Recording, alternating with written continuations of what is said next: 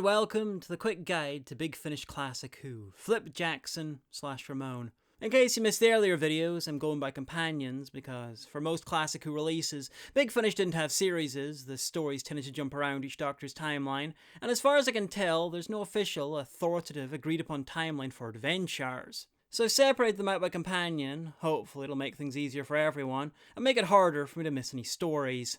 Flip was played by Lisa Greenwood, and first up, Flip's not a real name, it's Philippa. Her parents really wanted a boy, so called her Philip for short. Then they had a boy, and they called him Philip, so she decided to go by Flip. Now in most things, this kind of backstory would cause some kind of drama, or have some kind of consequences to her character. But here it's just barely mentioned background info. So background, I can't even remember what story it came up in. Flip was the Sixth Doctor's third Big Finish created companion, and one of my favourites, which is kind of unexpected considering Flip is basically Rose from New Who. She was an 18-year-old shop assistant from London who craved excitement, wasn't knowledgeable, had strong feelings on right and wrong, could be stupidly brave, and was bored with her usual routine of work, seeing her boyfriend and going out clubbing. She was Rose. But at the same time, there wasn't anything resembling a hint of romance between her and the Doctor. She wasn't terrible if she met another companion, and she wasn't special in that New Who kind of way, where the companion, who's meant to be a regular person, is also, somehow, the equal of an ancient alien with powers and stuff. You know, all the things I tend to complain about. But, as Shakespeare didn't say, a rose by any other name would be much less annoying if it was written differently. And she wasn't meant to be a companion at all. If she had, they probably wouldn't have made her quite so similar to Rose. She was supposed to be a minor supporting character in The Crimes of Thomas Brewster, one of the last released Evelyn stories. But the production staff were so impressed with Lisa Greenwood's performance that they almost instantly started working on plans to bring her back. Sorry, you're the Doctor now. The original and best. Hey, where's Miss Smythe? I mean, the locust gone. Gone to bathe in bile for all I care. The old lady can wait. We need to get out of here. I recommend caution. The hive ship may appear deserted, but... Come off it. The swarm must be on their way to Earth already. What's that? Hey, don't look at me, it's not mine. It's not mine. My ringtone is Poker Face by Lady Gaga. Sorry, I think it's mine. And it was quite a coup. Around the same time that Flip began her time as a companion, Lisa Greenwood was starring in a Cold War espionage show called The Hour, with one Peter Capaldi. Now Greenwood played Flip regularly from her debut up until 2020, which came down hard with COVID and has been battling long COVID ever since. And all I can do is wish her speedy recovery, even if she never returns to the role of Flip. I'll be covering Flip's debut in an upcoming video about 6's other companions, so I'm going to start with Flip's first appearance as a regular companion, The Curse of Davros, originally called The Waterloo of the Daleks, which is a far better title. The name was changed when there was a legal issue involving using Davros' image. It was the first Davros story in a long time, and they wanted fans to know he was in it. You see, the legal issue didn't affect the use of the character or his name, so they renamed it The Curse of Davros. And then they ended up sneakily evoking Davros on the cover anyway. But maybe it was all set up at that point, I don't know. Anyway, hilariously, both Curse of Davros and Waterloo of the Daleks revealed two completely different plot twists. They really should have kept going with this approach to titles for the rest of her run. The Return of Flip. Oh fuck, someone important gets shot. That kid's an insect. Syl and the Zen of Hating Austerity Politics. Flip's second story featuring a man giving birth. And She's Already Dead, Dude. I can't come up with a more spoilery title than Vortex Ice, Cortex Fire. You just gotta listen to the story to get it. Anyway, Flip and the Doctor meet up again through a huge coincidence. The Doctor had an altercation with the Daleks in a spaceship and escaped in an escape pod, landing almost literally in front of her, while she's aching for adventure. What a stroke of luck! So, if you don't want to do this, what do you want to do? I don't know. I just wish something interesting would happen to me for once. Oh my god! What the hell was that? A flying saucer flies overhead and you ask what that was? I think it was in trouble. It looked like it was on fire. And the rest? Where did it go? Where's it? Some sort of coffin? It's not a coffin, you muppet. It's an escape capsule. What? You mean it came out of that flying saucer? Well, duh. And it hasn't got any lights on it, so nobody would have seen it on the way down. Are you sure about this? What, are you scared? No, I'm just thinking there might be an alien in there. Well, then you'd better make sure you're ready to take a photo of it, hadn't you? Whoa! No, You cannot do this to me. Oh my God! I don't believe it! What? Jared! It's the Doctor! No way.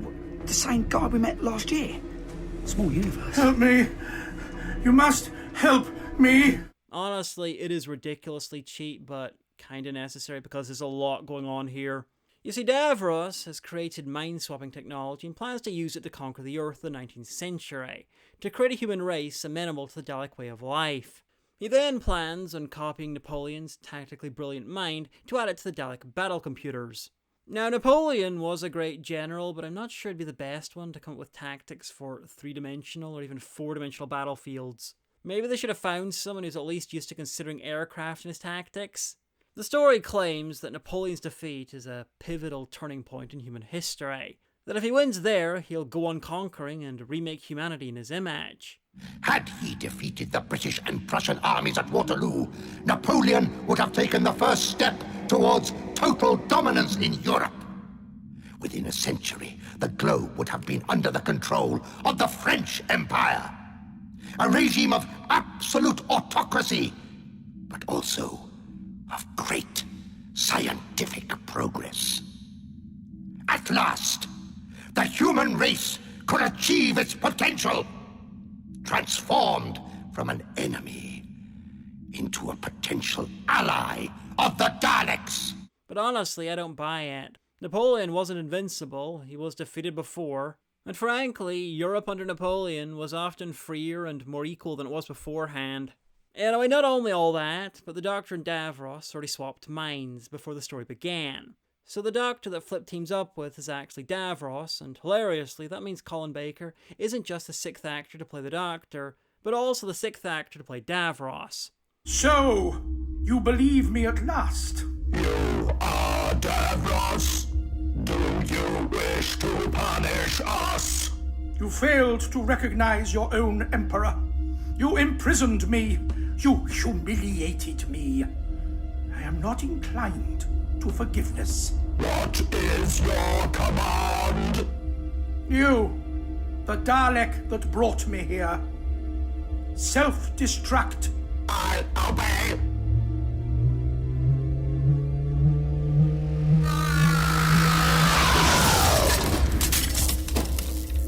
And as for you, Supreme Dalek, increase neural electrostimulation by a factor of 10 for 5 seconds. I obey.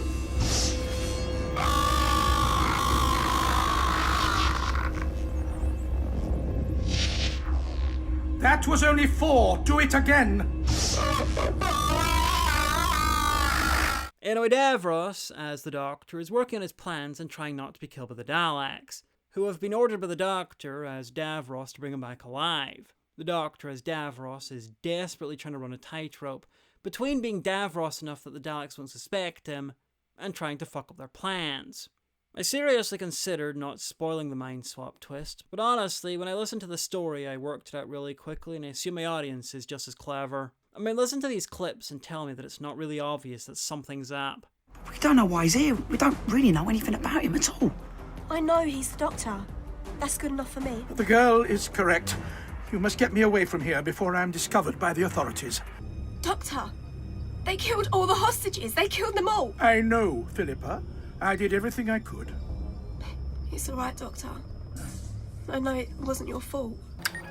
Driver! Driver! Stop this vehicle! You, do it like this? Half a mile, you say? It will not take us long. We have to get there before they find this. My phone? You're leaving it behind? So long as the device remains on this vehicle, the Daleks will assume we are as well. But isn't that putting the people on this bus in danger? My dear, everyone on this planet is in danger. Jared! No. Doctor, we've lost Jared! What? We'll have to go back for him. No, there is no time. He will have to look after himself. What do you mean there's no time? It is almost dawn, and then it will be too late. If you do not surrender immediately, we will begin exterminating them.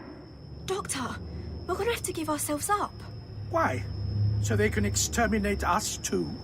But if you don't, they're going to kill all those people. They are going to die whatever we do. You offer us your cooperation? The Emperor knows me. He knows that I will do anything to prevent one of my associates being killed. So, all you have to do is threaten her life, and I will have no choice but to obey. Oh, thanks, I think.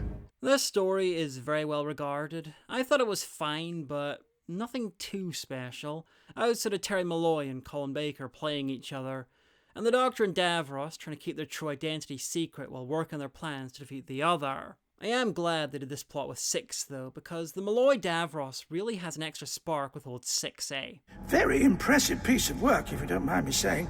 Lots of intriguing possibilities. Leave it alone, Doctor. You do not know what you are doing. Well, we'll see about that. Now, you place one of these transfer arrays on your head, and the other on the head of the person you wish to swap minds with. Doctor, if you intend to threaten me... Threaten you? If I were you, Davros, I'd start getting ready to run. Doctor, you cannot do this to me. You cannot! A little late for that, Davros. Oh, and a word of warning. I wouldn't try to exchange our minds back. I made a tiny alteration to the circuit, and I'm afraid you don't have time to repair it. Why have you done this to me? I could tell you, but I'm sure that knowledge will, not prevent your death. The Daleks will have discovered my diversion by now. In a few moments, they'll be gliding in through that door. If they exterminate me, you will never be able to return to your body. To defeat you, Davros. That is a price worth paying. Malloy and Baker really are a great double act, which bleeds into their non-Who stuff, because they've recently been playing Sherlock Holmes and Dr. Watson on stage. And there's Flip. Ignoring the Rose stuff, she's a bit like a modern working-class Leela. Unknowledgeable, but resourceful and brave. She might get captured by Napoleon, who's demanding to know about his future, and all she knows is the ABBA song Waterloo, but she's damn fearless while she does that. I know you're from another time. But how could you know that? Oh, it was not difficult to guess. Your clothes, your manner, and besides, your arrival was not unexpected. No? You haven't answered my question. How am I regarded in the future? Well, I didn't really do history, but you introduced the metric system, I do know that. That was good. And that is all? Nothing else? Not really, no. Sorry. Let me be more precise. What do you know of Waterloo? The Battle of Waterloo? Yes. Well, I know that at Waterloo, Napoleon did surrender. And who told you that, may I ask? ABBA. ABBA? They made a song about it. About you, coming second. Well, I can assure you, my dear, I have no intention of surrendering. This really is 3 1 or 2 part plots that just kind of flow into each other. The Daleks attack London, the Doctor and Davros swap minds, the Waterloo of the Daleks. But it mostly works, though there's a bit where Six seems convinced that Flip will cease to exist if her future is averted while they're there. When we saw this exact thing play out in Pyramids of Mars with Sarah Jane, and she was fine. Because if Sutek isn't stopped, he'll destroy the world. But he didn't, did he? I mean, we know the world didn't end in 1911. Do we? 1980, Sarah, if you want to get off. You see, the Doctor and Sarah leave Sutek to do his thing in the 20s because she's sure the world will be fine because the world wasn't destroyed in the 20s. So the Doctor gives her a harsh lesson in time travel logic and takes her to her present, destroyed by Sutek because he didn't stop in the 20s. But to be fair, she was in the TARDIS, so maybe that protected her. Anyway, one part of this I did love was the possibly accidental echoes of the story Rose, not just the person.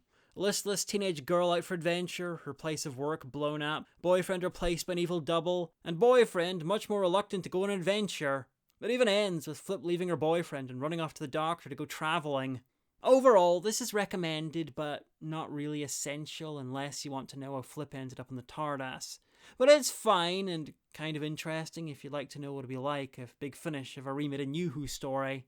Flip next turns up in The Fourth Wall, which is the first masterpiece of her run. On paper, it's nothing too original, but thanks to some space weirdness, Flip ends up trapped inside a TV show while the Doctor's in the studio trying to save her. It's not a regular TV show, it's a space TV show called Laser. You can stop it now, I know what's going on. What's going on? It's pretty obvious. Dramatic music, techno babble, the way you couldn't hit the hero from point blank range. I don't... You're fake! Fictional! Do not try my patience, girl. Or what, you'll shoot me? I mean, how cliche was that? No! Is that blood? Is that my blood? I should make you suffer, but I do not have the time to waste on vermin like you. So I shall put you out of my misery as quickly as I can. Kill shot to the head. No, please. I'm sorry, I made a mistake.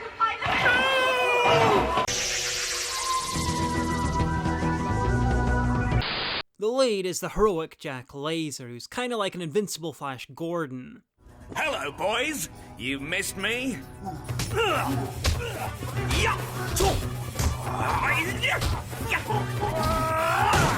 Okay, this is strange. That, I presume, is our leading man. Yes. Well, why aren't they shooting him? Well, he's the hero. They can't kill the hero. Well, that one's certainly going to make an attempt. Except it would appear guns are useless against someone who can kick quite high. Naughty, naughty. And that's enough from you! So, they're totally indestructible in all circumstances, unless they're hit in the face by that gentleman. Are you two all right? Sorry I wasn't here earlier. Traffic was a pain. Looks like it. Then I think we should make his acquaintance. Thank you for your assistance, Mr... Laser. Jack Laser. Of course you are. He's good, but he really should have been a reboot of the fictional action hero The Carcass from The Mind Robber. The carcass? You are my prisoners! It's the carcass! What? You will come out and put the hands above the head. You know, he's fictional too! Obey, or I fire! Anyway, Laser eventually intersects with the real world, and the characters run amok. Think Last Action Hero, the League of Gentlemen movie, and many, many others. Like I said, it's not original, but it is done fantastically. From the writing, the scene where the villain of the show confronts his creator is just magnificent. Death isn't entertainment. You take this very personally. You killed my wife to make me evil. How could I not take it personally? Stop! You're choking me! Am I really? I hadn't noticed. Please, You have responsibility to those you create. If you give us life, you must honor that life. You must not hurt us for no reason. What sort of sick mind creates only to give pain, to torture his children for the entertainment of others? You're not real. If I'm not real, who's throttling you? To the self-awareness oozing from everything. There's even a number of Doctor Who allusions in the show. The sound design is particularly good. In the show, it's unsubtle. It even literally warns the characters about what's going to happen. You two, run!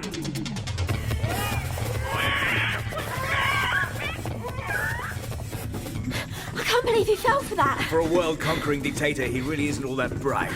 And still, the music. Of course. There's always music at moments like this. Dramatic ones. This is beginning to make a crazy sort of sense. And outside in the real world, it's just ominous soundscapes. What's that? What's happened? Who are you people? Or am I? You dare to kidnap the invincible Lord Kran and his warmongers? What's going on? Security protocols are down. They can hear us. They can see us. Answer me! Doctor! They can leave the program! They can leave the program! I shall kill you all for this. I shall kill you all! Warmongers! Destroy them! The villain, Lord Kran, is simply fantastic. Motiveless evil because the TV show didn't give him much depth, but with enough there to realise what he is, and embrace that. I was created for one purpose, and one purpose alone. To kill every last living being in the cosmos, without conscience, without remorse, without motive. You want that too, do you not, brother? Yes. Yes, it is all I desire. Of course it is. What else can we do? We have no choice. It is how we are made. We must do what we must do. Exactly. And we know what it is we must do Destroy everyone and everything in the entire universe for no good reason at all. Hell, you could view him as a riff on the Daleks. What does he want? To kill everyone who's not him. Why? Because he's evil. And what did the Daleks do shortly after meeting their creator? Obey me! We obey no one! Exterminate!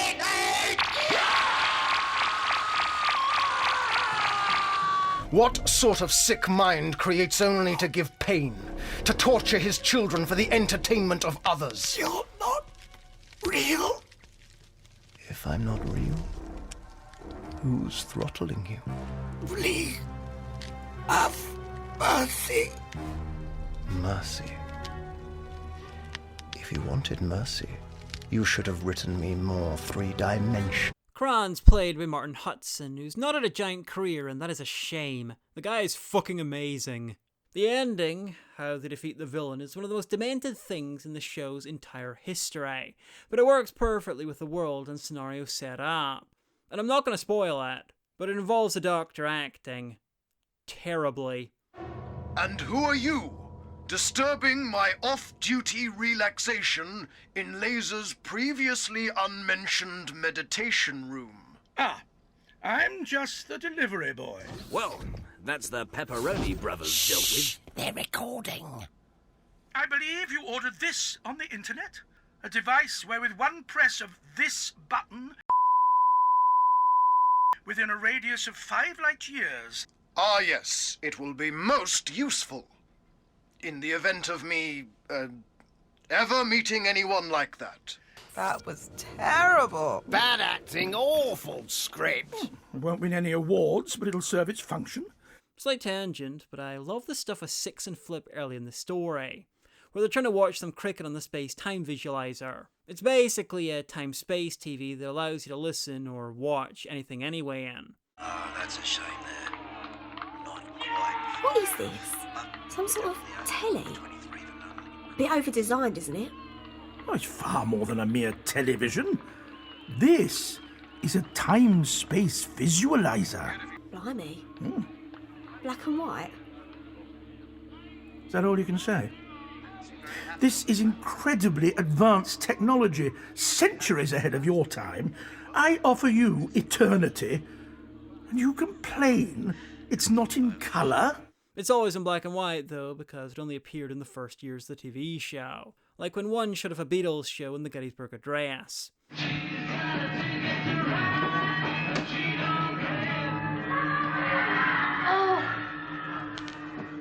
Oh, Barbara. Now you've squashed my favourite Beatles.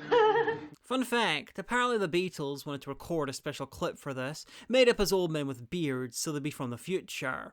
But that fell through, so some archive footage was used instead. Anyway, 6 is just as big a cricket fan as 5, but since 5 made a point of visiting all the great games, if there can be such a thing as a great cricket game, 6 has to watch them on the time-space TV, because the last thing he wants to do is run into 5. My last incarnation. I was never happy with that one. It'll be awkward at best. The fourth wall also introduces the Porcians. Basically, they're trying to be a feared warrior race like the Sontarans, but they're terrible at it. For instance, when they invade a planet, they cause damage primarily by accident. So, the Porcians try to conquer planets, but they're, what, just not good at it? Oh, notoriously so. They're quite a joke in the galactic community. They invade worlds that are about to be destroyed in supernovae. Worlds that are actually carnivorous. Worlds that just happen to be called Skaro. Or they take the wrong equipment, accidentally blow up their entire invasion fleet, get sucked into a black hole before they can arrive. Whatever it is, they always lose. They've wiped out nearly their entire species with one harebrained scheme for galactic domination or another. Whenever I've encountered them before, I've taken all manner of risks to prevent their imminent extinction. But surely that's their problem, not ours. Whatever they're planning, and they are planning something, I can promise you that, whatever it is, they've messed it up. Well, that's what they do. And you don't want to be within 1,000,000 miles of one of their failures when it happens. Honestly, I sort of veer between thinking that they're a bit of Douglas Adams-ish genius and a bit too ridiculous. We meet again. Not now. Come in. Sir. All right. Which one are you? Don't you recognise me? I've met several of your species in my time. You're walking pigs in silver body stockings and cloaks, and whilst your generic appearance is undeniably distinctive, individually you are quite hard to tell apart. You're saying we all look the same? It's a bit racist. Well, I am the Porcian, known in our mother tongue as Deathbringer, Slayer of all, Destroyer of worlds. Which in English is pronounced Chimbly. I believe so. Yes. I suspect it loses some dramatic impact in translation. Anyway, this was scripted by John Dorney, one of later Big Finish's most reliable writers, who'd later revisit a similar idea with the 10th Doctor and the Infamy of the Zaros. And it gets my highest recommendation. Next up is Wirran Isle, a sequel to The Ark in Space, which introduced the Wirran, Classic Who's take on the Xenomorph, though a few years before Alien. They're insects, and when reproducing, they'll use your body and mind. Imagine Ripley facing off against the Xenomorph with all of Kane's knowledge, memories, and voice. That's the Wirran. You're beaten. The Ark is of no value to you without its humans, so why don't you just leave us in peace? Humans require 2 mass pounds of oxygen a day to stay alive, Doctor. We Wirran can live for years without fresh oxygen. Previously, they were eating people in a space station, but now it's decades later and they're all frozen in Scotland. This is just after the time of the Great Exodus from Earth. See The Ark in Space, which introduced the Wirran, or The Beast Below, which didn't, if you want to know what was going on before this. We follow a fractured family, snowed in and on the edge of collapse, trying to survive against something they can't really understand. Well, the real monster is one of them. It's Doctor Who does a Shining. At least for the first hour or so. Then it becomes more like Aliens, and finally kinda crap. The Doctor pulls some frankly insane equal respect for all life stuff, judging the amoral creatures that choose to feed on the bodies and minds of sentient beings as equal to their victims, and getting pissy when humans try to wipe them out in self-defense. There are now power cables running into the loch. The next time we or anyone uses that transmat, anything in the water will be electrocuted and killed. Hasn't there been enough killing? Yes, by Wirran. Veronica, I can't let you do this. What? He's right, Mum. Electrifying the lock, it's murder. It's wrong. I would have said you'd understand when you're a mother, but you're not going to be, are you? Nobody is. And what about the Wirran mothers? Oh, it's hardly the same. They're not fighting for survival. But they are. They have been all these years. You saw the husks, the pupae. Wirran eggs gestate within living creatures. So where do you think they found any on a frozen loch? Nowhere. Or they wouldn't have eaten the Nervous City crew. They wouldn't be looking to eat us now. Their eggs were planted back in their own mothers. Wirran mothers giving up their lives, going through the raging agony of being eaten from within just to give their children a chance. What about my children? I'm not a mother, but I'm not a child anymore either. Show us the right cables. Everybody needs to grow up a little today, Veronica. And yes, I mean choose. They can feed on non-sentient creatures, but they really want to eat people. Will you call the rest of the Wirran back here? You could form a colony. Why make a colony when we can have a planet? I own Earth, Doctor. It will remain the Wirran breeding ground. The Wirran threat is over. It will never be over. I'm beaming you out to the loch and then I am freezing it again. It'll be down to Nervous City to decide what to do with you, and up to you how you negotiate peace. What possible reason can there be for peace? Well, I beamed out the Wirran. I've not beamed out the eggs they've laid. Both sides will have to talk.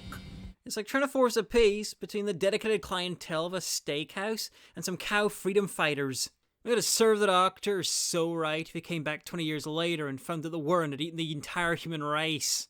And themselves. Their eggs were planted back in their own mothers. At least it's such a bizarre bit of morality that it's technically kind of alien, and therefore kind of doctorish. Anyway, until it collapses at the end, this is mostly a really great story, Really well written, really tense, great soundscapes, and Toasty, one of the family, really should have become a companion. She's just really wholesome and adorably bad at stuff. Like acting.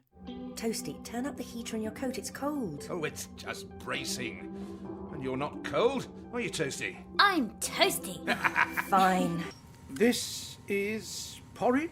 Porridge. It's a kind of joke. I take it you didn't bring it with you from Nerva City, then? They find it on the forest floor. All my life they've been going on about it. Forage porridge. It's supposed to be delicious. Hey! I wouldn't tuck in just yet if I were you, young lady. Remarkable girl. I'll go and get the transmat ready. Look at her go. She must be having so much fun. I do hope so. Roger, Toasty, come in, please. Can't talk, Mum. I'm helping Dad. Toasty, has Flip transmatted back? No, and I'm on the pad. I'd have seen her. But it's just a little hard to keep us together if we're going to die. You too, Flip. You're going back to the TARDIS. Oh, it's fine. You're not getting rid of me. You're very cheeky to your dad. He's not my dad. Transmat right now. Doctor, that thing is right behind us. And, Mum? Oh, what's going on? What are you doing? Oh, Toasty, my sweet, sweet child. Get it off. What's the matter with everybody? Let her hug you, Toasty. You don't know what she's been through. You sure you're okay without your coat? Oh, yes. Dad says I have hot blood. That's why he calls me Toasty. Unusual name. Yeah, Doctor. I'm pretty sure something went wrong in scripting. Toasty is meant to be 18 or so, but she seems to be scripted and performed about half that age. Part of me is wondering if they just messed up and gave the wrong age. Anyway, one of the minor characters is a guy called Shear, and he's played by Dan Starkey, aka Strax, with a South African accent. Can you see me? Yes. Of course I can. Oh, nice spacesuit. I see what Toasty means about those. You know Toasty? Do you? Ah, man. Let's start from the top. I'm Shear John. You're in the medical bay at Nerva City Council building. This is a reference to the Sontaran experiment, which depicted another group who escaped the Earth, the Galsac, with South African accents. You know what makes me half believe him? It's such a crazy story, that's what. You mean if he was making it up, he'd think of something better? Check. Never. This is because the writer, Bob Baker, thought the generic English accent might evolve into something like South African, because of all the varied influences the accent has.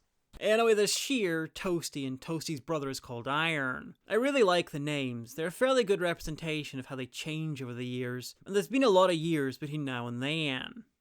One thing this kind of rams home is that Flip is a danger seeker, but not in an addicted kind of way like Clara, more like she's a bit of a dumbass who falls into it out of excitement. So, where's this microlight? It's back here. Where's the rest of it?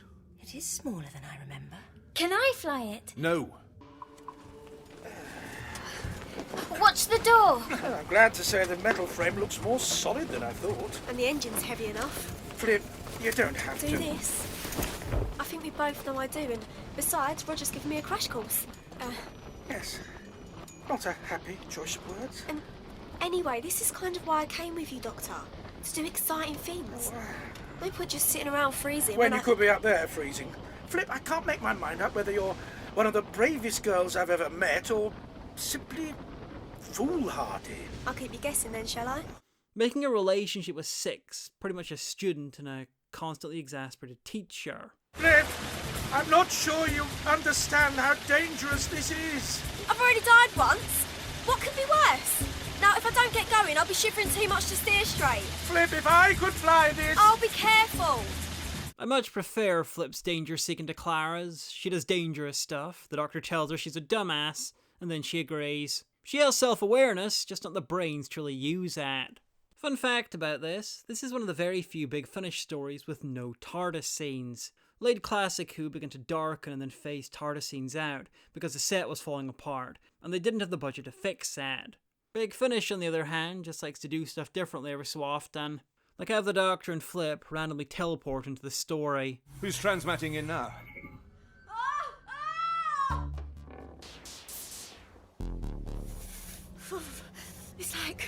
It's like being punched by the ice. Oh, quite nippy. Oh, that's a surprise. Ah, there you are, Flip. Here, take my coat. Oh, coat. Oh, it's heated. I love this coat. I'll never take it off. Have you got two? What about heated trousers? It's not that cold, you know. 1 second ago, I was in Nerva City, where the weather is 20 degrees. He says, stand over there out of the way. And there turns out to be a transmat to here. The icy ice caves of Iceland. Oh, I think it's more likely Scotland. Anyway, this was good until the end. Anyway, next is Antidote to Oblivion, and it was written by Classic Who writer Philip Martin, who brings back his most popular creation, Syl, the Ferengi before the Ferengi. Titan 7 has brought your company great wealth. You have miscalculated events. For the sake of a few miserable extra credits, you may have lost the source of all our wealth and power! Listen to me. I have plans to take charge of this planet of Phyros. This is a sequel both to Martin's TV story Mind Warp and his lost story Mission to Magnus. It's future Earth and generations before the UK had privatised the government, and they drugged the people into complacency. But the mentors, Syl's species, the Ferengi before the Ferengi, have a financial stake in the UK, or Concopia as it's now called, and demand strict austerity. And when that's not profitable enough, the deaths of 90% of the population via plague. How can this be contemplated? Mr. President. Not every last member of the Genpop would perish, Crystal. I estimate 45%. 45? Would survive the initial outbreaks. There would be a second wave, of course, to mop up that many again. Concopia can tolerate a rump 10% of especially fit individuals for unskilled labour.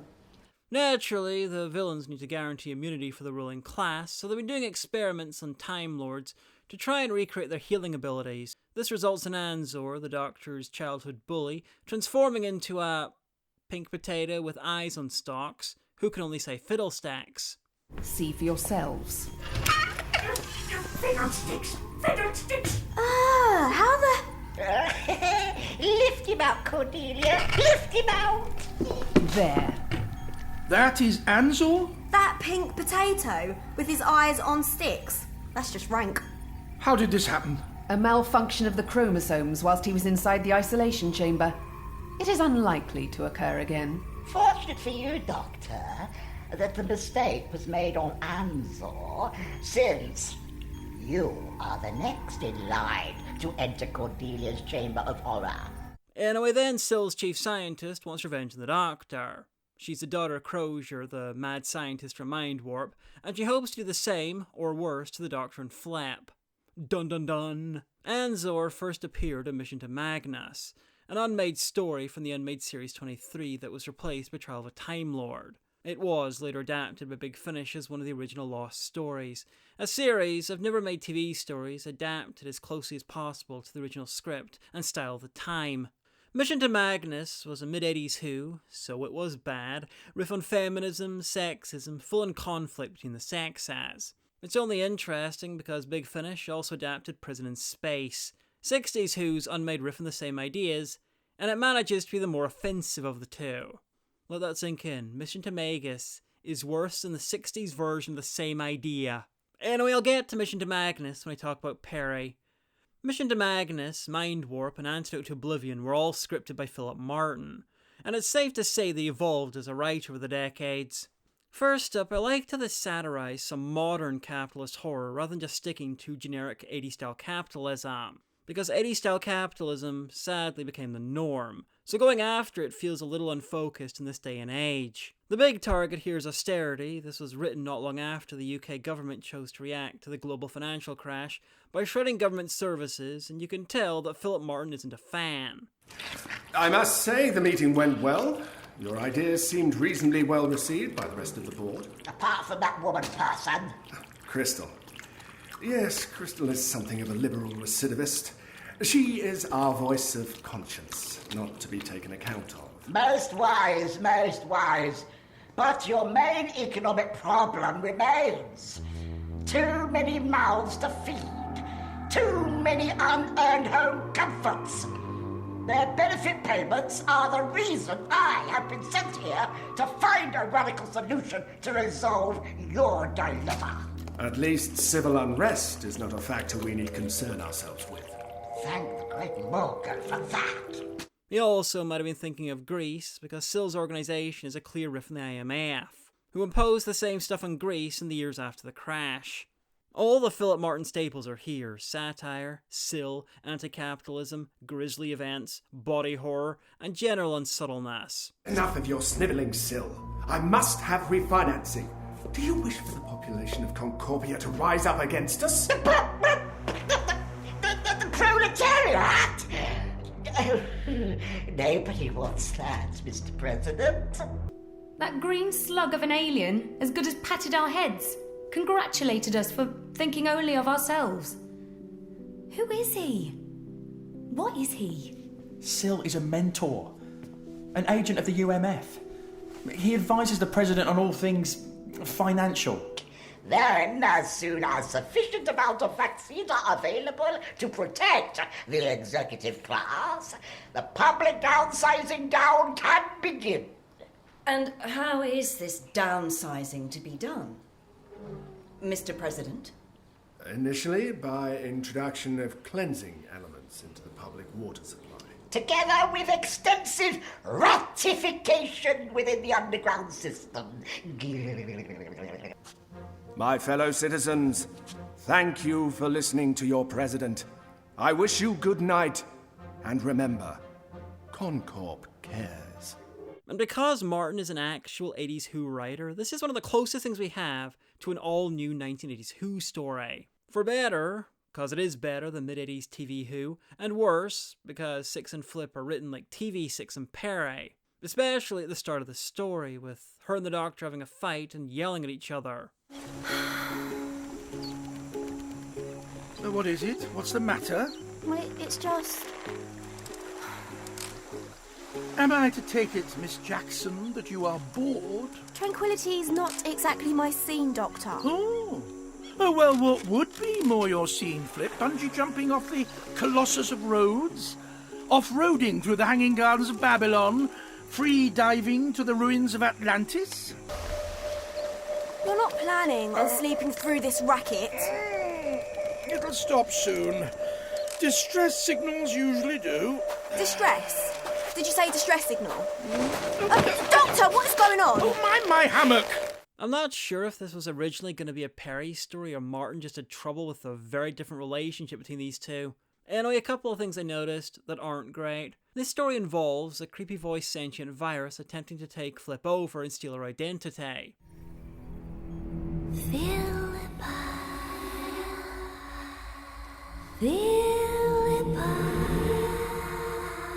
Who's that? Who's there? Well, there's no one else, Flip. Only you and I. Philippa. Do not be alarmed. My name is Felina. I'm your friend. Relax. What a lovely young body you have. It was an interesting plot. 5 years earlier with Charlie. Oh, what? Oh, what's happening? Oh, what's going on? Mila! Are you doing this to me? Oh, Charlie! It's nearly time for you to go! You mean... It's so perfect. That's why I love you, Charlotte Pollard. Because I am you now. Mistress Na, another mentor, makes a cameo here, but she's not played by Sophie Aldred. I do hope my part in this triumph will not be forgotten when you make your report. The downfall of Concorp is most satisfactory to us. When listening to this, I was genuinely a little put out by that. Then I realised the fan film where Sophie Aldred played Na came out literally years after this, so I got over it. Neither actor, Nabil Shaban, who plays Sill, or Philip Martin, are interviewed in the making of documentary. The big guest star returned to the role from the TV show, and a classic Who writer working for Big Finish is serious business, and yet nothing. They spent the whole time talking to Lisa Greenwood, which is nice. She is awesome, but this is very unusual. Good old Flip, Lisa Greenwood. She's an East End girl who's thrown into these situations with the Doctor, and don't know what's going on half the time. Bless her. She's lovely. I never think that they're going to ask me to come back every time I finish, so it's great fun, it's a great opportunity, and I love being here. Everyone's really sweet and kind, so yeah, I love it. I have no idea why this is, but I can guess. Nabil Shaban is a notable disability rights activist, and Philip Martin just read a Big Finish story lambasting the British government's policy of austerity that targeted the vulnerable like the disabled. Frankly, I think Big Finish were worried about what they had to say about the story and what inspired it. Lastly, this is a complete tangent and has nothing to do with the story in particular, but what the fuck? It's really weird that Patrick Rycart, who played the mad scientist Crozier in Mind Warp, never reappeared in Who. He's the perfect age and level of notability to have turned up with McCoy or in New Who or in Big Finish. And he's just fantastic. I mean, who wouldn't want this guy in Doctor Who again? This is what I wanted to achieve from the very beginning. I have transferred only the contents of his mind into the brain of the woman. And what of the Earth Woman's mind? Gone. Mentally, she no longer exists. Welcome to your new body. I wish you could have found a more attractive one. And he's just fantastic. Anyway, there is much to like here, like ire at contemporary politics and the return of Syl, who's also quite a hoot. May I keep Ansel as a pet? He is of no further use to me. Thank you. Oh, look, the way his eyes still swave about. Just like swamp reeds in the wind. Fiddlesticks. And that it's basically a good mid-80s Colin Baker story, but at the same time, it's not quite up to the same level of some of Flip's other stories. It's fine, it's just not great. The Brood of Eris was written by Andrew Smith, technically one of the longest-running Doctor Who writers. He just didn't do much of it before working for Big Finish. He started out with Full Circle, the 1980 Tom Baker story that introduced Adrak. Then shortly afterwards, he became a police officer, before returning to write for Big Finish some decades later.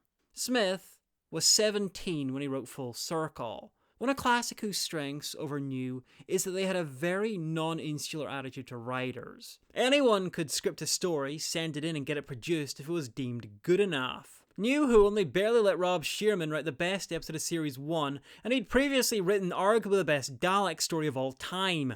And I'm not even trying to make a snarky comment saying that the invention of Adric shows that it's a bad thing that anyone could write for Classic Who, because frankly Adric gets a bit of a bad rap. He's mostly tolerable with 4. Plus Smith wrote The Starman, possibly Adric's best story. Anyway, the Brood of Eris is about a somewhat amoral sentient moon called Eris, with a brood of goblin-like children that it protects jealously. We'll never find out exactly what they look like, but I figure they're Pokemon. Though Colin Baker thinks they look like fairies. There are some wonderful creations, as the Drachi, who I picture as benign little pixies that when they open their mouths have got fangs. So they're benign little pixies with attitude. Naturally, the brood want to rebel, leave their parent, and explore the universe. And in a possibly accidental bit of hilarity, the leader of the rebellious brood sounds like Johnny Rotten from the Sex Pistols. We have often discussed how we are tired of being tied to the parent, of being forbidden even to talk of other worlds. Well, I tell you that soon we will find a way to leave. I know what I think, and that's all that counts to me. I don't try and impress anybody but myself. Whether the parent likes it or not, we will go. We will explore.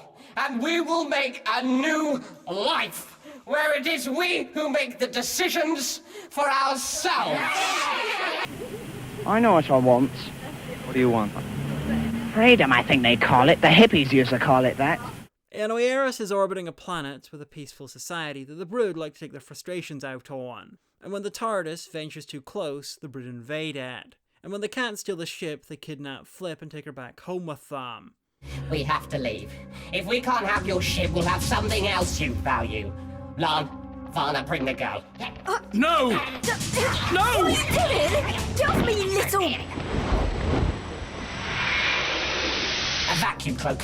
You'll need that. Doctor? Put her down! Let her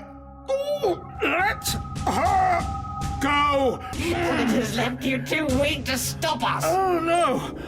No! Do it! Throw her out! And to make things even more complicated, the Doctor rescues a woman from nearby space. She doesn't know who she is, but she needs to get to Eras. I'm scared. I can't remember anything. Anything. Nothing at all. I don't know who I am. I don't know my full name. I don't know what I was doing on a space yacht. I don't know where I come from. I remember nothing. In fact, I'm not sure it's a good idea for you to come, Sarah. Sarah? That moon up there. That creature. There's something. Something tugging at my memory. A memory of Eris? I don't know. But I'm going with you, Doctor. I have the strongest feeling that I'll find some answers up there. She's played by Nicola Shan, who not only played Clara's mum on TV, but went to school with Jenna Louise Coleman. I quite like this one. It's not special, but it's a solid bit of Who, very old-fashioned, but with a lot of shades of grey. Flip doesn't have much to do but be her usual brave and dumbass self, and fail at resisting both the Brood and Eris. I didn't mean for that to sound rapey, but the Brood take Flip inside Eris, who tends to keep her trapped, covered in all kinds of weird fluids and stuff inside it. I'm thinking, what are you doing? You should not struggle, you cannot fight it. You are being drawn down into me. I'm not going to be your dinner. You have a purpose more useful than as food. It will be painless if you do not resist. I can't get a grip. No, look, you don't need to do this. No! Regretfully, the connotations write themselves. One thing you notice when listening to Flip's stories is her uncanny ability to grasp or know about stuff based on unorthodox means. Like in The Curse of Davros, where she knew about the Battle of Waterloo thanks to an ABBA song. And in this, she gets her mind around some advanced technology by comparing it to a wireless video game controller. Excellent. Then we move to another random point and take a further reading. By comparing the two sets of data, we can assess the accuracy or otherwise of the TARDIS's chronospatial placement. Kind of like when you first set up a wireless controller for a games console. When you first set up a... yes, no doubt. She's clearly intelligent underneath it all, but unfortunately she doesn't often get the chance to show it. Interestingly, for a sentient moon called Eris, also the name of a Greek goddess and a dwarf planet in our solar system, a sentient moon who gives birth to its own children and jealously protects them, Eris is portrayed as a man. You know the spider orbs will reappear, but still you consider running, which will be foolhardy. Stop mucking around in my head. You have decided not to run. You harbor the hope, no, the belief that a man will save you, a special man, the Doctor. Why are you like this? Why attack us? Why keep me prisoner? I act to defend myself and my children. And they are! You are ungrateful! And you would desert me! No, we would not do that. Smith thought it was interesting too. He wrote it with the voice of female Eldrad in mind. The solar winds have devastated it, but I will reclaim it again. But he liked the voice that they went with, an actor called Brian Shelley, who sadly hasn't had a giant career. Anyway, the Bird of Eris ends happily with few deaths because, and I shit you not, the Doctor shares his memory with the moon. A generous gift. The memories of a Time Lord. Gladly given for a purpose. So many adventures you have had in your travels. So many enemies, but so many friends. Sarah Jane and Ramone, Joe and Leela and Nissa and Perry. Oh. Yes, the thought of Perry is strong in you. There are more, many more. But above all, Susan. Who?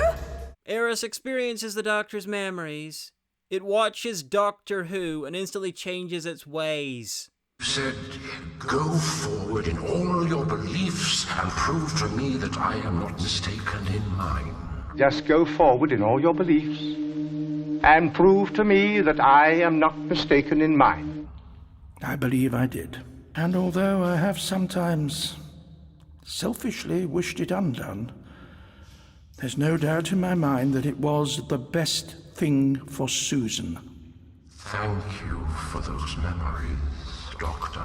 Which is just an inexplicable type of fan service, but I liked it. Scavenger was Flip's last appearance as a single companion, in at least 2 different ways, because when she comes back there's 2 of them. And she's married. Scavenger is a bit of a harder sci-fi tale than usual, with the TARDIS landing in the middle of a 2070s effort to clean up space debris from over 100 years of satellites and stuff in orbit. They're trying to avoid the Kessler Syndrome. Kessler Syndrome is a theorized thing where there's so much stuff orbiting the planet that it'll be impossible to get rockets and stuff into space. And once it starts, it invariably gets worse, because when things in orbit hit each other, they get shattered. And now there's a debris field orbiting at high speeds, and it gets bigger the more stuff it hits. And there's a lot of stuff in orbit that could become part of the debris field. And also in the mix is Scavenger, an alien AI out to collect advanced technology, and a guy who's several hundred years old and is sure his girlfriend is inside Scavenger. Which she is. The guy and his girlfriend are Salim and Anarkali, subjects of a legendary Indian romance from the 16th century. History is supposed to be what happens to other people. What happened to other people. I don't know what you call it when it's personal. When your own life becomes legend. Feels strange, doesn't it? I was royalty. Oh, here we go. I am the Crown Prince Salim. I stopped aging the day she was taken. And people say I'm full of it? I am the Crown Prince. I am 496 years old, so, Jessica, take my job. I've saved up enough for my pension. The Doctor pontificates that the guy can't be Salim because he knows the story's fiction, because he once met the author. But hilariously, the author he met is Salim. He'd already recognized the Doctor, even though he's regenerated a couple of times since they met. I am not spinning some idle yarn. There I have to disagree. The story of the Crown Prince Salim and the slave girl Anarkali is, I'm afraid, pure fiction. Ha! I know, because I once met its author, many years ago, a man named Abdul Halim Sharar. Although now I come to think of him... And was he about my height at all? Of similar build? Well, now you come to mention it... I was Sharar. But you were not the well-travelled doctor I once met in the 17th century. He was an entirely different person. Yes, I would have been. I could get the pair of you certified right now. I guess when you're a 400-year-old guy out to find a space robot, and when you find a magic dude called the Doctor, and then you meet another magic dude called the Doctor, Occam's razor becomes more of a bread knife. Back with the harder sci-fi stuff, India and the UK are working together on the space cleaning project. But it's a bit of an antagonistic relationship. The closest thing to a real villain is Jessica Alloway, a former tennis player who's just awful. This is Melissa Fletcher, News Hub 9, talking to Jessica Alloway, who's been brought in as a sort of troubleshooter to fix the Clean Up Space project. Never fear, the British are here. Suddenly the whole complex loses power and you arrive. It doesn't take a genius. What can I say? I arrange a little power cut, salvage 2 goes off course, Britain saves the day. It was all in the contract, Slim. We loan you a pitiful sum of money, but should anything happen to go wrong, then we take over. We get the technology rights. But nothing went wrong! Looks like it to me. Looks like it to the world. Security? Salim? Anyone? I need minions. You do? Doctor, what have you done to Scavenger? Lovely to talk to you, Doctor, but I want to watch this. Bye. You're killing Flip! You don't really think she's still alive, do you? If it's all the same to you, I'll just be on my way in my funny blue box. Security? Sir, Ma'am would rather you stayed. Ma'am insists. At gunpoint? Ma'am, I enjoy a good exchange of opinions, but if you're going to threaten me... You thought that was a threat. I was being nice. Oh. This is a threat. You're an asset, Doctor, but you're unauthorised. So far, one has balanced the other, but if you try to leave, you will be shot. Seriously, Jessica, there is no need for all this. More to the point, there's no time. Beyond that, Salim is the head of the Indian part and has every right to be pissy about the UK's part of the project. He literally experienced British colonialism. No, I mean this could be good for industry. British industry, I presume. Let's not fight over politics. We're on the same side now, Slim. We worked together to save the Mandela crew. That'll play great in the press. And we worked together to rescue those astronauts in space too. Same thing. The doctor did that, but yes, sure. We stood near him while he did it. I didn't see a doctor. I don't remember a doctor on the British payroll. Is he on the Indian team? Rewriting history. You really are British. Through and through. In a way, I did like the primarily Indian flavour of the story, but I'm kind of wondering whether the British space program was involved at all, let alone being a senior and kind of paternalistic role. I think it's pretty clear that in 2070, if India and the UK both have space programs, then India is with a senior partner. But I suppose this plays into the colonialism stuff. The main guest star is Anjali Mohinder, who played Rani in the Sarah Jane Adventures, and less importantly was the Queen of the Skithra in Nikola Tesla's Night of Terror. And she knocks it out of the park, forming a bit of a double act with Flap. Okay, if we can't get to this secure module in time, is there somewhere else? Somewhere without a great big window? There it is. Look at that. Where's my camera? That is one ugly spaceship. It's opening up. It can't swallow the station, can it? Oh, no chance. Well, that's something. But it can take a big bite out of our module. Got it. Filming. 10 minutes oxygen left. You on 16 or 17? Plenty of time. Jotty, I don't see anyone else floating around out here. We saved some people on the Mandela, you and me. What else are we here for if not that? The Mossad Yard for one. Meeting new people, hello. Creating something worthwhile, you know. I know. I was going to be a film producer. Family forced me into science. I had all my life for the movies, they said. Get a profession. See the world. Yeah. Family's never fun, but I bet yours are proud of you. Weren't yours? They were all like, why aren't you a boy? And then they had one. I left. It's 2071.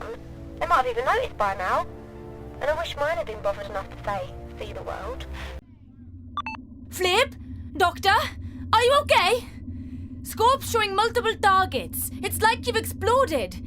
You haven't exploded, have you? Feels like it. Her name's Jyoti, and being a pedant, Six insists on awkwardly pronouncing it right, while Flip removes the Y for convenience. Pretend we're not even here. Okay. Only you are supposed to be, right? Oh, definitely. Always. They never tell me anything. Hi, Jyoti Cutler. Payload specialist. Flip and Jyoti are safely aboard the Mandela. Scavengers quiet, we have this moment. Right, Jyoti, reach out for me. What? Doctor? Doctor, are you receiving me? Jyoti, can you see her? Jyoti? Show me again. I can't see what buttons you meant. This story spends an awful lot of time tormenting Flip, which is great.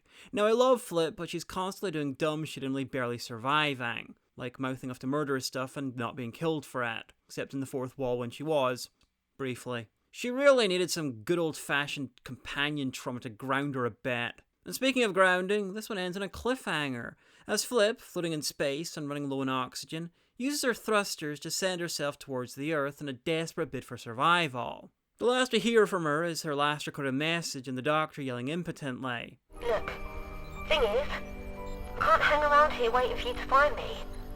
I'm only going to run out of air or depressurize or something. Lucky for me, I'm wearing the suit, the Baumgartner. With these sort of thrusters in the boots, that's how it works. You jump to Earth. I'm guessing people don't usually jump from as high as this, but they jump all the same. No. Well, you're from the edge of space, maybe. Not from actual space. Flip! I know it's a bit of a risk.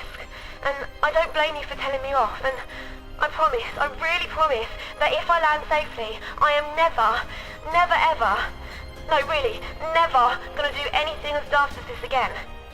I'm going back to Fresh Goods. Back to Mum and, yeah, back to Jared too, I expect.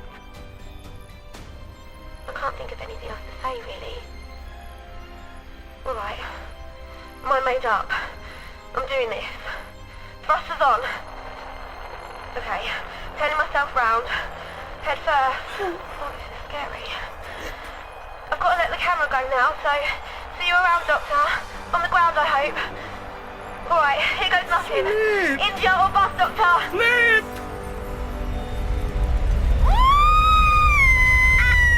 She survives, of course, because the doctor has the TARDIS, but it doesn't come up in this story.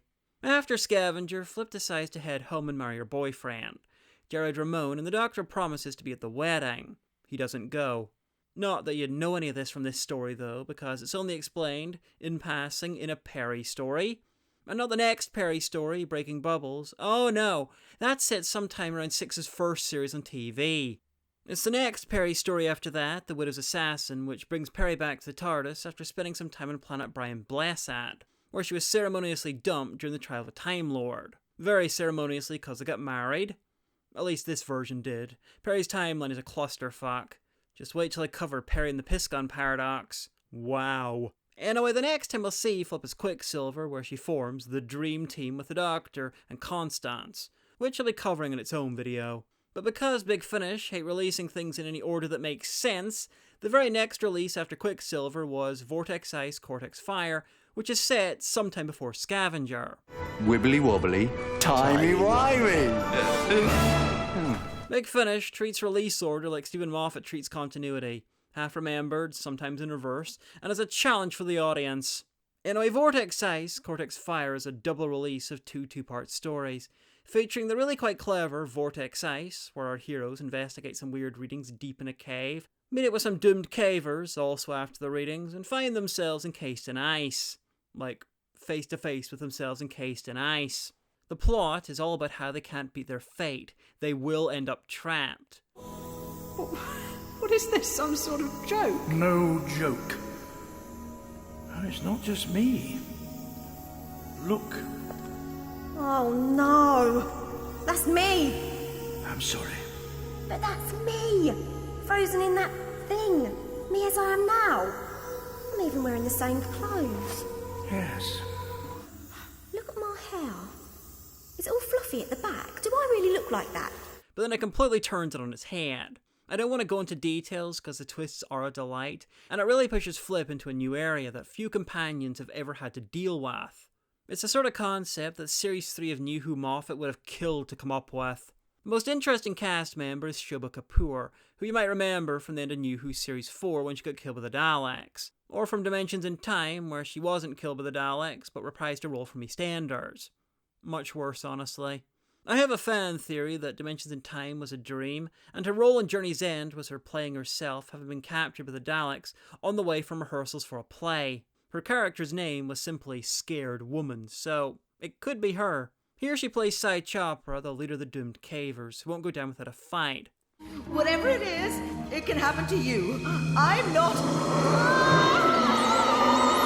Anyway, Vortex Ice is clever to the point of complicated, and a brisk listen at only 2 25-minute parts. It has a fantastic twist that's amazingly well signposted if you re-listen to it. That's a sign of a good twist, when they hide it in plain sight, but you still miss it the first time. But the other half isn't anywhere near as good. In Cortex Fire, the Doctor brings Flip to the planet Festin, renowned for its amazing light shows in the sky. There's a particularly amazing one due soon, and he thinks she'd enjoy it.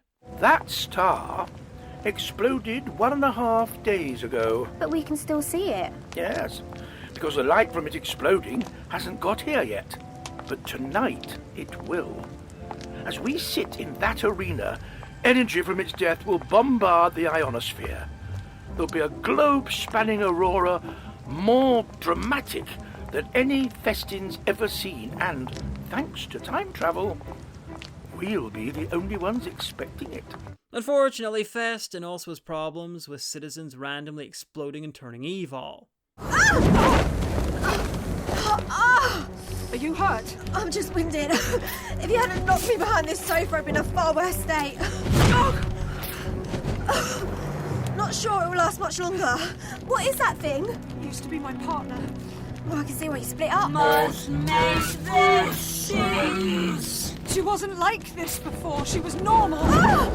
And our heroes are blamed for it, as per usual. The Cortex, the title, is the computer force thing that runs the place, and as you can no doubt guess, there's more to it than that. This is an intensely visual story for an audio. There's the light shows, there's a high-octane car chase, roiling and burning people, destroying stuff. It's the sort of story that New Who would try to put on screen when it's feeling ambitious. It's not bad, just kind of generic, and much weaker than Vortex Ice. One good element is that it makes use of more hard sci-fi concepts than most Doctor Who stories. The light show, for instance, is basically a jazzed up version of the Northern Lights. Apart from that, it's pretty forgettable, except when it veers hard into weird techno-Lovecraftian stuff. We are beyond your comprehension. Try me, you might be surprised. We are not of your realm, it is beneath us. You're from another dimension. In your parlance, yes. You're engineering a planet-wide thought fueled by death. This world will become a glyph of our will, a sigil opening up a doorway to our freedom. The airways. That's it. They're arranged like a sigil for one of the first forbidden texts. What is a sigil? A sort of magical symbol from a book I wish I'd never seen. Then we're all right, aren't we? Magic's not real. Whether it works or not, this vile urge still intends to kill billions. One thing that both these stories have in common is the amazing cheapness of the audio design. I mean, listen to this. A murderous cyborg octopus thing in vortex ice. The mine is sealed. Oh no. Oh. Seems the cyborg is still alive. And between us and the TARDIS. Anne? Oh dear. It thinks I'm the one who trapped it here. And now it wants me dead. I'm sorry. I don't remember trapping you here. You see, it's in my future. It sounds like a TIE fighter made of generic monster sounds. Or maybe a Zord. Same difference. And this, people burning up and going evil in Cortex Fire. Excessive electromagnetic background. Signal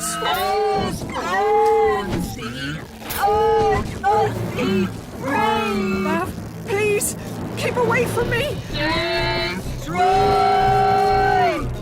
Oh no! Burn! Free the earth! Please, no, Bev! Don't worry. Whatever the problem is, I can help. What the heck? Alright, maybe I exaggerated. Get down! It sounds like the rest of the sound effects in a Zord fighting Power Rangers. I have no idea what happened here, but it really damages the stories. Though I suppose it's cool that Big Finish eventually managed to get Who's penchant for glaringly awful special effects into audio form. Actually, I just realised, some of the monster sounds from Vortex Ice were also used for the Gator Babes in Replicator. Seems the cyborg is still alive. And between us and the TARDIS. What the hell is that? That's Private Waring, and she just killed Colonel Sargent. Anne? Oh dear. It thinks I'm the one who trapped it here.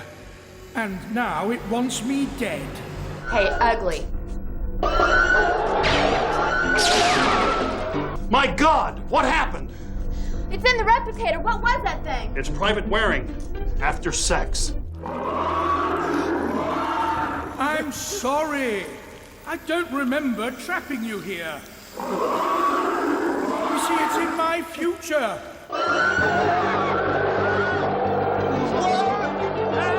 Which just makes it even better.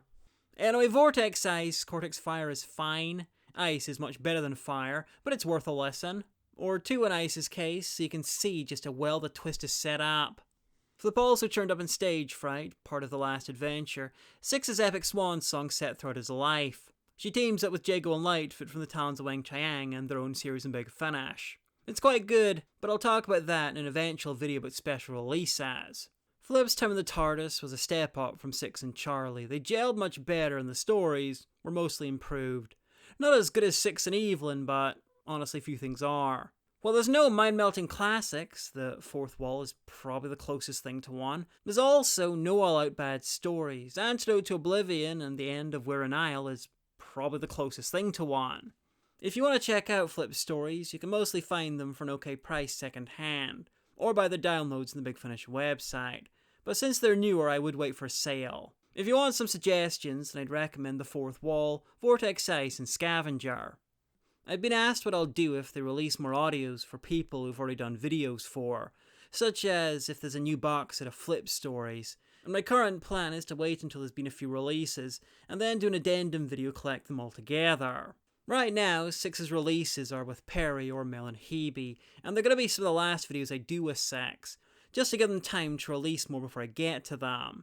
And that's it for Flip's solo travels. Her team with Constance will get their own video. Like I said earlier, Flip gets married to her boyfriend Jared, and almost instantly restarts her travels with the Doctor, from her point of view. But that's for the eventual Flip and Constance video.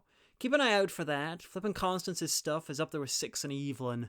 Anyway, join me next time for Mrs. Constance Clark's solo travels. Measure the mystery and the sound without taking up time. So the handiworks remain only a dream around. Please remember to like and subscribe to the Doctor Who YouTube channel.